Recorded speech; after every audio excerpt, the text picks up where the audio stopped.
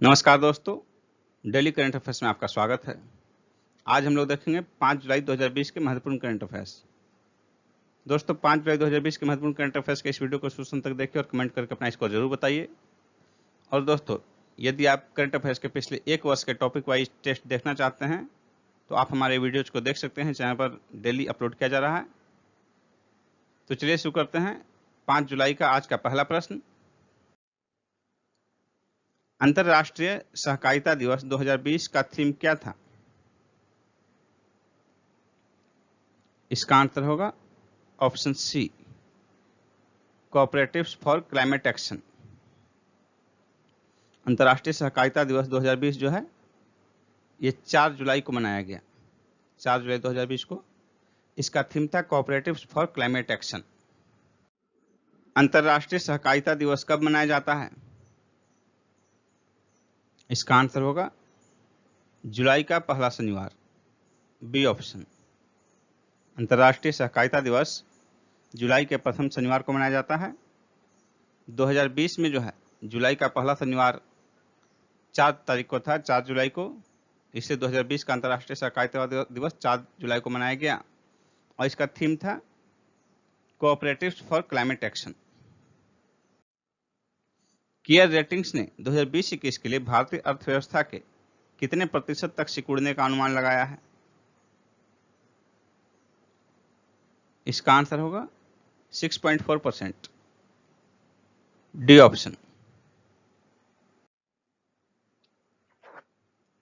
Vladimir Putin कब तक के लिए रूस के राष्ट्रपति फिर से बने हैं?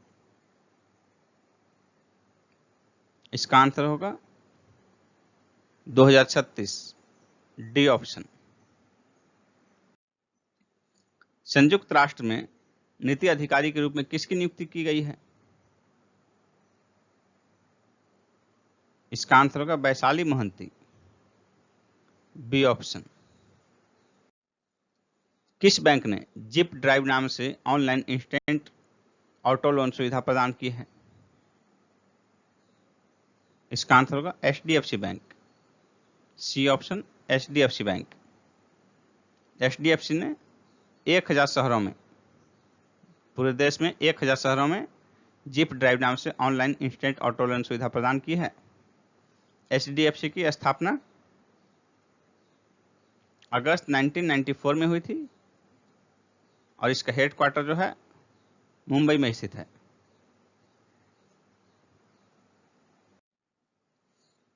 भारत हाल ही में विदेशी मुद्रा भंडार के मामले में किस स्थान पर आ गया है? 5वें स्थान पर, बी ऑप्शन होगा आंसर।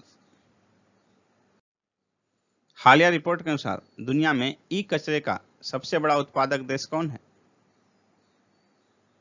ई कचरे का सबसे बड़ा उत्पादक देश जो है हालिया रिपोर्ट के अनुसार चाइना है, डी ऑप्शन, चाइना। हाल ही में किस राज्य ने आसपास नामक हेल्पलाइन प्रारंभ किया है?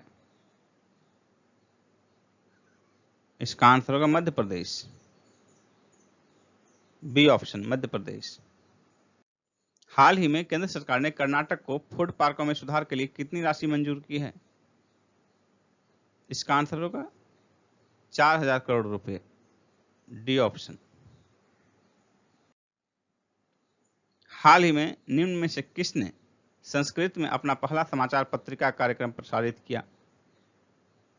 ऑल इंडिया रेडियो ने, सी ऑप्शन होगा। रमेश कुमार हाल ही में किस राज्य के नए मुख्य सूचना आयुक्त नियुक्त किए गए हैं? इसका आंसर होगा ऑप्शन ए, आंध्र प्रदेश। किस देश के बैडमिंटन खिलाड़ी लिन डैन ने संन्यास की घोषणा की है? चीन के बैडमिंटन खिलाड़ी लिन डैन थी, उन्होंने संन्यास की घोषणा की। निम्न में से किस संस्थान के शोधकर्ताओं ने कीटाणु शोधन बॉक्स यूनिसवीर विकसित किया है? इसका आंसर होगा आईआईटी रुड़की, सी ऑप्शन। किस कंपनी ने भारतीय एमएसएमई के लिए ग्लोबल भारत प्रोग्राम प्रारंभ किया है? इसका आंसर होगा SAP, डी ऑप्शन। SAP एक सॉफ्टवेयर कंपनी है जिसका हेडक्वार्टर जर्मनी में है और इसकी स्थापना 1972 में हुई थी। और SAP का क्या तात्पर्य है इसमें? Systems, applications and products. Systems, applications and products.